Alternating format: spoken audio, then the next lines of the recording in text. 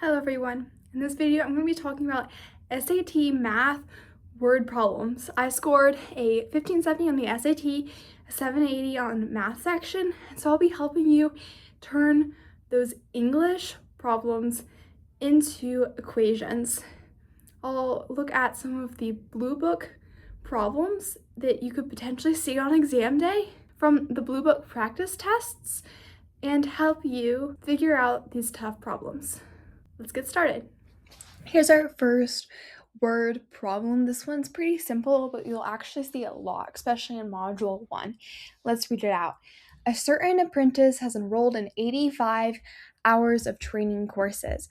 Our first keyword here is 85 hours, right, total. The equation 10x plus 15y equals 85 represents this situation where x is the number of on-site. Let's abbreviate that with S for on-site. And Y is the number of online. And let's say Y equals ON, right? How many more hours does each online training course take than each on-site training course? So it's important to recognize, based on the situation, you've got 85 hours total over here. And so you have X, which is the number of training courses for one place, and Y is the number of training courses at one place. And so these coefficients are going to have to be the hours that are associated with each of them in order to get this to have the units of hours, which means 10 is going to be the hours associated with X, which is the on-site courses, and 15 is going to be the number of hours associated with Y, which is the online training courses. So they're asking us how many hours does each online training course take. So that's going to have to be 15 then, since that's what is associated with Y. That's correct, and we can move on. Here's our next problem. This is a geometry problem, which is also pretty common to see in the SAT. Let's read it now. Square X has a side length of 12 centimeters. So we'll call this square X, and we've got a side length of 12, and we'll put that over here again, just to remember it's a square. The perimeter of square Y is 2 times the perimeter of square X. So the key thing to remember here is the word is means equals.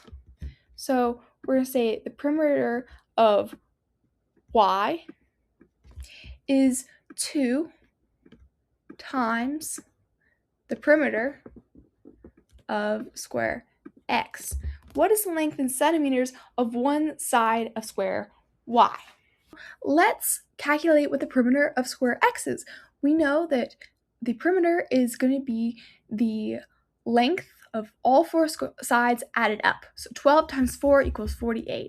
So that means that PX equals 48. So what is 48 times 2 if we plug that up into the original problem? Well, PY is going to have to be equal to 96 because 2 times 48 is 96. So in the end, what is the length in centimeters of one side of square Y asks? We just gave them the entire perimeter. So because square Y is going to look something like square X up there, except we know that all 4 of these sides added up together equals 96, all you have to do is divide by 4, since all the side lengths are the same since it is a square. So you just simply have to divide by 4 here, which means is equal to 24. So that will be our answer. Now we have a problem that deals with percents. It's not too dissimilar from the other problem, and you just have to rely on those key trigger words to understand what it's saying. And how to set the equation up. It says a gift shop buys souvenirs at a wholesale price of $7. So we can say that the wholesale price equals 7. Each and resales them each at a retail price. So we can say retail price equals 290% of the whole price. So again, that key word there is word is, which indicates an equal sign, 290% of the whole price. The word of equals a multiplication sign, so we can put that there. 290%, so whenever you're putting a percentage in the problem, you're always going to take the decimal 2 digits over. So that's 2.9 times the wholesale price. At the end of the season, any remaining souvenirs are marked at a discounted price. So we could say discounted price, DP. That's that keyword is again, 80% off of the retail price. Now we have to notice that off does not mean of, it's not the same thing. 80% off the retail price means that it's not just going to be 0.8 times the retail price, but in fact 0.2, because this is going to be an even smaller amount, right? If you have something that's 80% off, that means you're only paying 20% of the purchase price. 20% of, that includes that times symbol, that multiplication symbol. So you're going to have 0.2 times that retail price. What is the discounted price of each remaining souvenir in dollars? So now we have to plug those things in. You've got 7 times 2.9 equals the retail price, and then times 0.2 equals the total discount price. Now let's put that into Desmos graphing calculator. 7 times 2.9 times 0.2, which equals 4.06, which is our answer. Next problem says a rocket containing 677,000 kilograms of propellant before launch, exactly 21 seconds after launch, 362,105 kilograms of this propellant remained. So we can draw a quick little graph here with the kilograms of proponent on the y-axis and the time on the x-axis. We're going to have the highest point be that 467,000 that the propellant started off at, and choose an arbitrary point for the 362,105 that ended up at, and then just another arbitrary spot for 21 seconds. We could then graph the amount of propellant, which is maybe something like that. On average, approximately how much propellant in kilograms did the rocket burn each second after launch? So all we need to consider is the difference between the beginning and the end, which is going to be equal to 467,000 minus the final, which is 362,105. But in order to figure out how much was burning each second, you have to divide that by the total amount of seconds that are being accounted for, which in this case is 21. We can plug that and say Desmos to find the answer.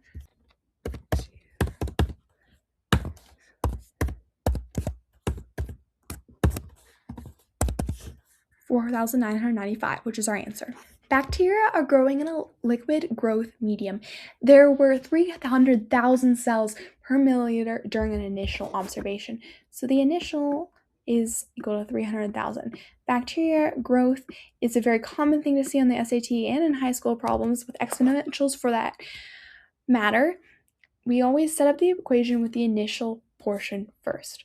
The number of cells per meter doubles every 3 hours. So after the initial port, we always put the amount that's changing by. In this case, it doubles, so it's multiplied by 2, and then you're going to have some kind of exponent up here.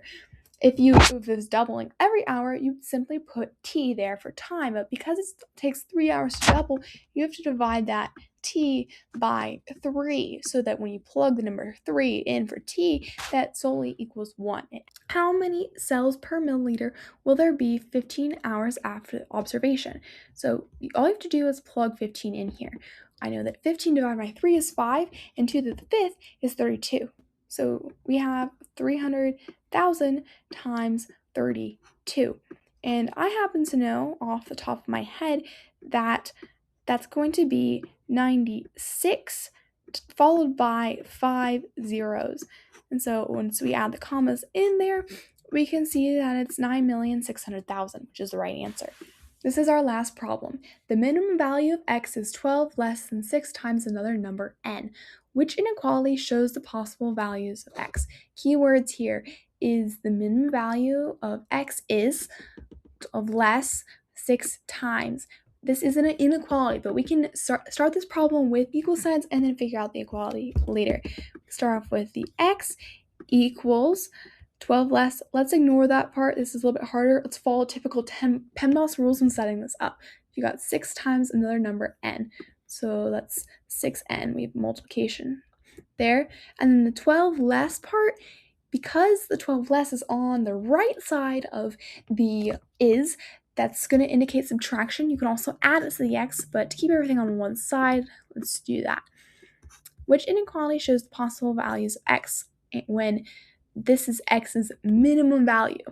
So you have to consider that minimum value part when figuring out how to change the equal sign. Because we want x to be greater than or equal to this, that's the only way for this problem to be a minimum, it's going to have that greater than or equal sign right there, which means that B is our answer, which is correct. I hope you found this video helpful and that helps you as you're going into your next exam, whether it's May, June, or some other time. If you did, please like and subscribe, and leave a comment below if you have any video requests or questions for me about SAT, college applications, anything of that kind. I'm here to help. Thank you so much for watching this video, and I'll see you again soon.